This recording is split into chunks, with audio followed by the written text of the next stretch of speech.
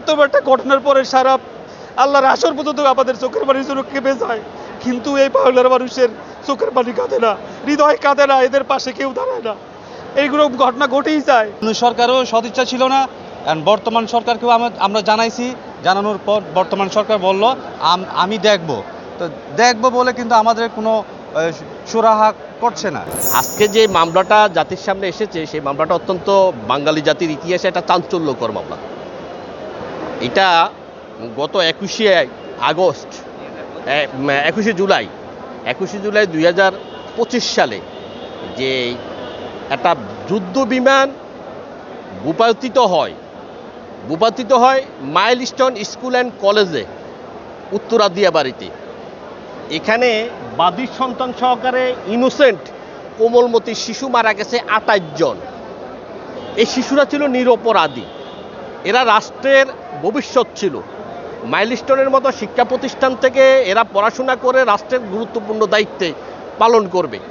এখানে বাদীর একটা সন্তান, 1 নম্বর সাক্ষীর 2টা সন্তান, তার জীবন আর কোনো ছেলে সন্তান হবে না, 2টা সন্তানই পৃথিবী থেকে চলে গেছে।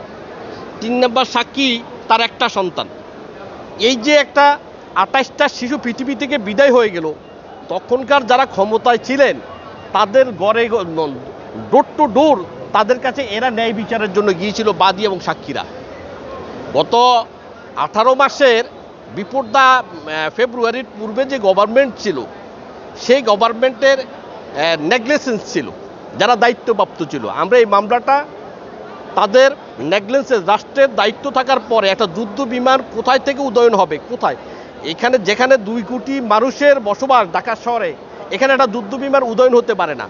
তাদের রিপোর্টে আসছে যে এইটা ত্রুটিজনিত ঘটনা। তো ত্রুটিজনিত what is this negligence matter. এই নেগলিজেন্সের দায়িত্ব নেবে কে? তুমি রাষ্ট্রের দায়িত্বে আছো, তুমি চিফ মার্শাল ইয়ার, তুমি জানো না তোমার এই বিমান যুদ্ধ বিমানটা এখান থেকে উদয়ন হবে, আর এটা গিয়ে একটা স্কুলে পড়বে, সেখানে নিরীহ শিশুরা, কোমলমতি শিশুরা মারা যাবে। শিশু সহকারে 35 জন মৃত্যুবরণ করেছে, 172 জন পঙ্গু হয়ে গেছে, যারা পৃথিবীতে যারা জীবনে তার মেরুদণ্ড সোজা হয়ে দাঁড়াতে পারবে না।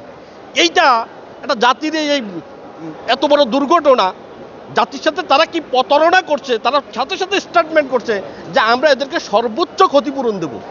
কিন্তু আজ পর্যন্ত এই বাদী এবং সাক্ষীদের সহকারে 35টা মৃত সন্তানের, 35টা মৃত ব্যক্তির, 28টা শিশু সহকারে 35 জনের মৃত পরিবারকে 5 পয়সাও তারা দেয় নাই। নাম্বার 1। নাম্বার 2, তারা রাষ্ট্রে ক্ষমতা থাকার কারণে তাদের ক্ষমতা অপব্যবহার করে সঠিক তদন্ত হয় নাই।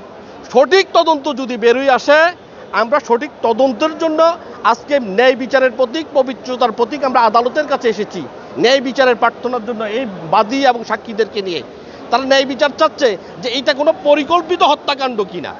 এটা তদন্ত ইনভেস্টিগেশনের মাধ্যমে বাংলাদেশের বিশাল এখনো অসংখ্য লিগ্যাল এজেন্সি রয়েছে যে যাহারা তদন্ত করলে প্রকৃত ইতিহাস বেড়ে আসলেই আমরা যাদেরকে এখানে আসামি হিসাবে নিয়েছি প্রত্যেকের বিরুদ্ধেই সুনির্দিষ্ট অভিযোগ প্রমাণিত হবে, এটা আমরা বিশ্বাস করি। আমরা সেই কারণে ন্যায় বিচারের সাথে আমরা আজকে আদালতের দ্বারস্থ হয়েছি।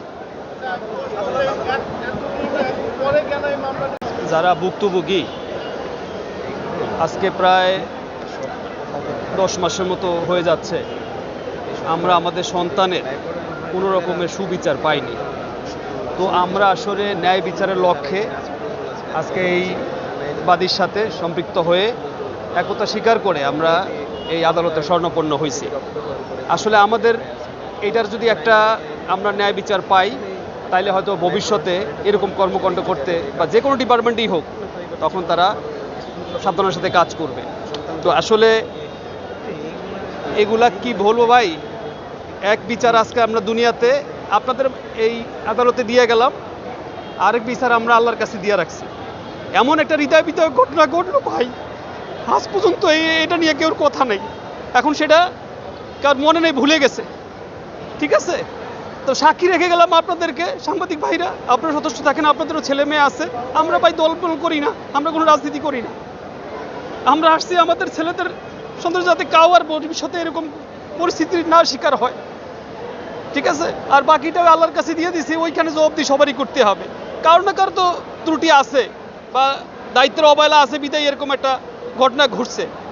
তো আসলে আমরা কি বলবো, মানসিকভাবেও আমরা এখন পর্যন্ত ফিরতে পারি নাই, সুস্থ না। আমরা পারবো কিনা আমরা জানি না।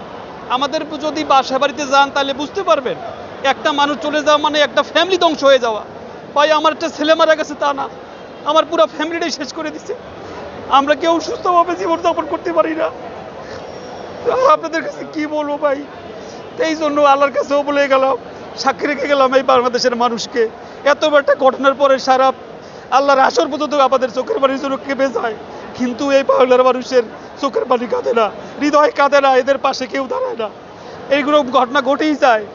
হয়তো বা সবাই বলে যে আজকে দেখবো কালকে দেখবো, কিন্তু ভাই লাশ পর্যন্ত আর কেউ খবর নেয় না। সবাই সবার মতো অবস্থায় চলে যায়। আর এই জন্য এই ধরনের ঘটনার পুনরাবৃত্তি সবসময় ঘটতে থাকে। তো এইভাবে ঘটতে থাকলে আজকে আমি এটার দায়ভার বহন করতেছি, কালকে ভাই আপনারাও এটার দায়ভার বহন করতে হবে। তো এরকম একটা দৃষ্টান্তমূলক যদি শাস্তি হয় বা সরকার এটার ব্যাপারে সদয় হয়, স্বইচ্ছা গ্রহণ করে, তাই বা পদক্ষেপ নেয়, তাহলে আমরা ন্যায় বিচার পাবো।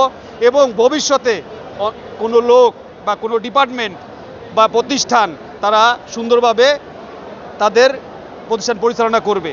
ঠিক আছে? আর বাকি জিনিসগুলো তো আপনারা জানেনই কিভাবে কি ঘটছে। ট্র্যাজেডির মাইলস্টোনের ট্র্যাজেডির যে ঘটনা হয়েছে বিগত প্রায় 9-10 মাস হচ্ছে। এই 9-10 মাসের মধ্যে কিন্তু আমরা সরকারের কাছ থেকে কোনো কিছু সহযোগিতা আমরা পাই নাই, বিচারও পাই নাই। তো এটার জন্য আমি সব জায়গায় কিন্তু গিয়েছি, যাওয়ার পর অ্যাপ্লিকেশনও দিয়েছি, কিন্তু সরকারের পক্ষ থেকে আমাদেরকে কোনো সুরাহা করে নাই।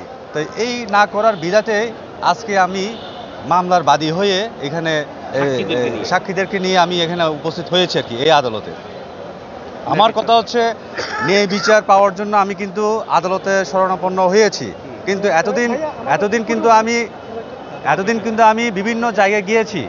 যাওয়ার পর ওনারা কিন্তু আমাদেরকে শুধু আশ্বাস দিয়ে যাচ্ছে, কিন্তু আশ্বাসের বদলে কিন্তু আমরা নিরাশা পাচ্ছি। আমাদেরকে কোনো খোঁজ খবর নিচ্ছে না। আমরা হয়তো আপনারা বললে বিশ্বাস করবেন না, আমাদের ছেলেদেরকে যে দাফনের টাকা পর্যন্ত আমাদেরকে দেওয়া হয় নাই। তাহলে আমরা কিভাবে যে 5 কোটি টাকা কিভাবে পাবো আমরা? তো সরকারের সদিচ্ছা থাকতে হবে। এখন দেখা যাচ্ছে ইউনূস সরকারও সদিচ্ছা ছিল না, এখন বর্তমান সরকারকেও আমরা জানাইছি, জানানোর পর বর্তমান সরকার বলল আমি দেখব। তো দেখব বলে কিন্তু আমাদের কোনো সুরাহা করছে না, কেউ আইনের আওতায় কিন্তু বর্তমানে আসে না। আমার ছেলের নাম হচ্ছে উটেছ্যাং মারমা এরিকসন আর কি, ক্লাস 7, কোর্ট হচ্ছে 1058। না, আমি ন্যায় বিচার শাস্তির জন্য আমি আদালতে শরণাপন্ন হয়েছি। আমি অপরাধীদের আইনের আওতায় নিয়ে আসতে হবে।